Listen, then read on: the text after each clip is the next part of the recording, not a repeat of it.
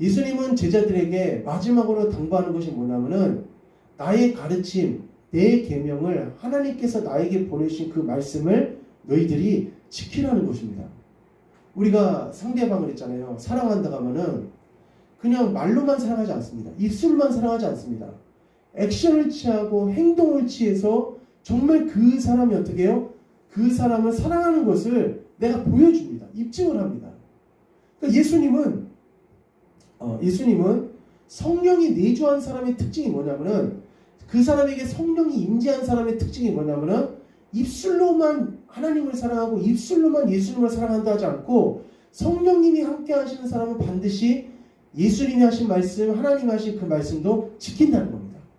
그 말씀을 따라서 산다는 거예요. 저는 솔직히 정말 이 신앙생활을 지금까지 해오면서 중학교 때부터 해오면서 기도 안 하고 예배 안 드리고 말씀을 제가 설교도 하지만은 솔직히 제가 설교를 하면서 저도 같이 예배를 드리는 거거든요.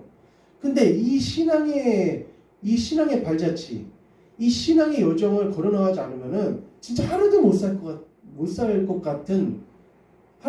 같은 것이 아니라 진짜로 이 숨을 막힐 정도로 힘듭니다. 오히려 세상에서의 그런 낙이라든지 세상의 즐거움을 즐기라고 하면은 오히려 그것을 그것이 오히려 고통스러울 정도입니다.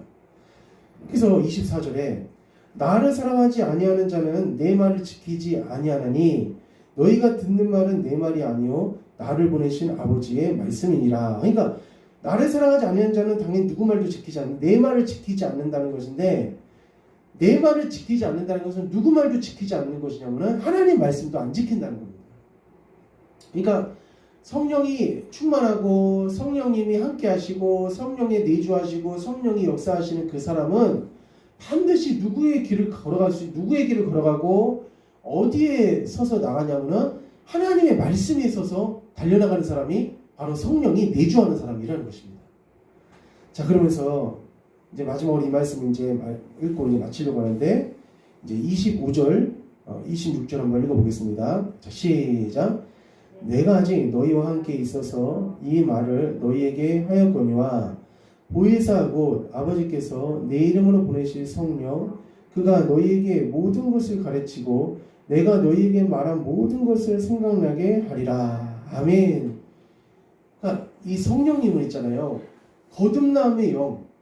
그리고 우리가 물과 성령으로 거듭나서 하나님의 자녀가 되는 이 거듭나게 하는 그 영으로서만 존재하는 것이 아니라 성경에 보니까 한 13군데의 성령에 대해서 아주 다양한 각도로 다양한 파트로서 우리를 위해서 일하시는 그 성령으로서의 그런 여러 가지 각도의 일하시는 모습이 다양하게 나와 있습니다.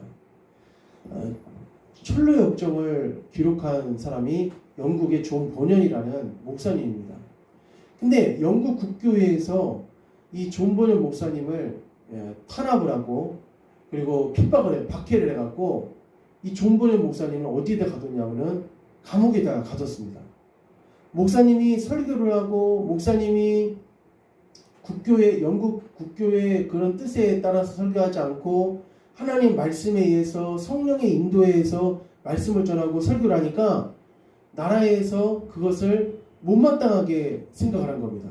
그래서 결국은 그것을 싫어해서 영국 국교회에서 그 존 버년 목사님을 감옥에다가 가두는 거예요.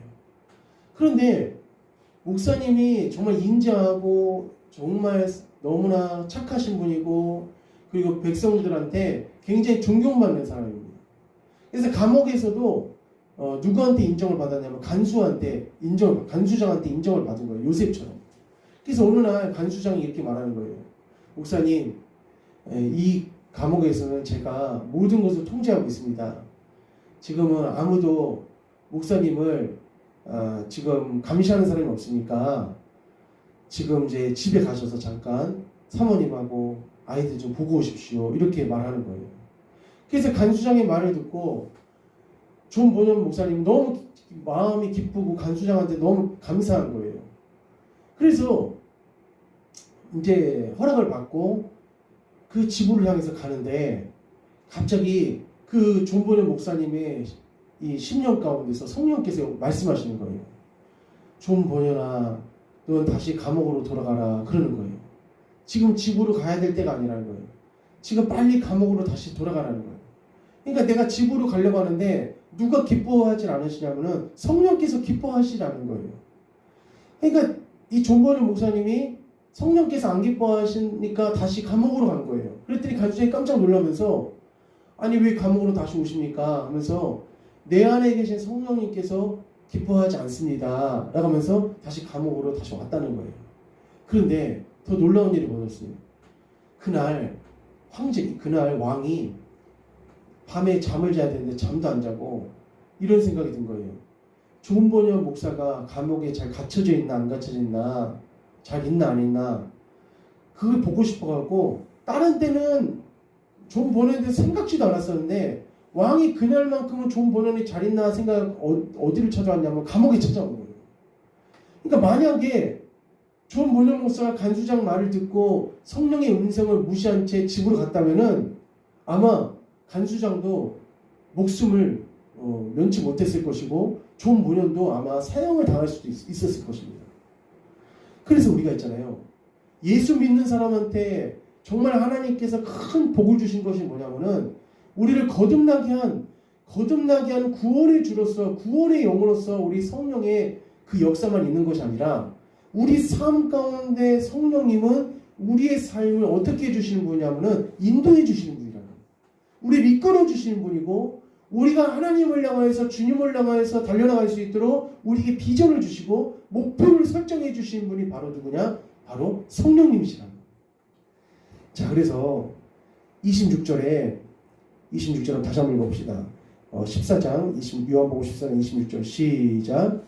보혜사 곧 아버지께서 내 이름으로 보내실 성령 그가 너희에게 모든 것을 가르치고 내가 너희에게 말한 모든 것을 생각나게 하리라. 아멘.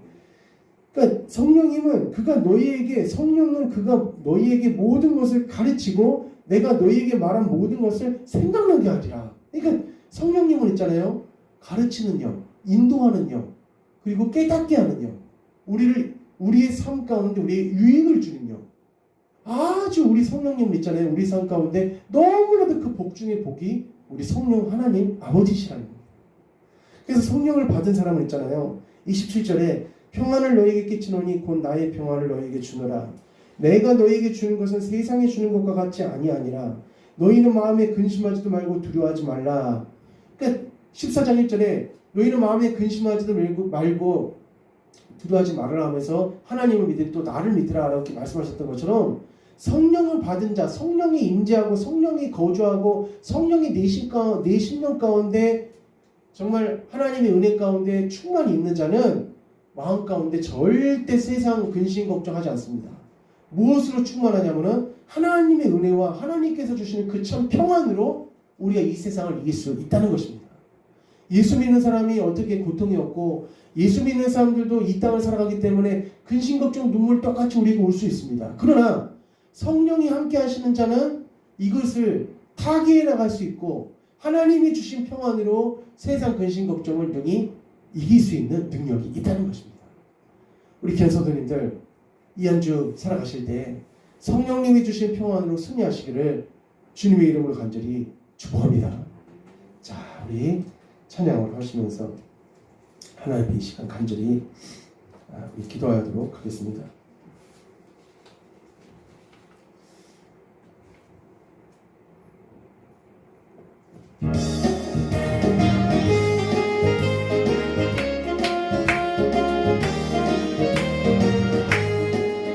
내가 매일 기쁘게 술래기를 행하며 주의 팔에 나를 안보하며 내가 주의 큰 복을 받는 참된 비결 주의 영이 함께함이라. 성령이 계시네 할렐루야 함께하시네. 좁은 길을 걸으며 밤낮 기뻐하는 주의 영이 함께함이라. 저를 죄에 빠져서 평안함이 없을 때 예수 십자가의 근거입니다. 그 발 아래 엎드려 참된 평화 얻은 주의 영이 함께 성령이 계시네. 할렐루야 함께 하시네. 좁은 길을 걸으며 밤낮 기뻐하는 주의 영이 함께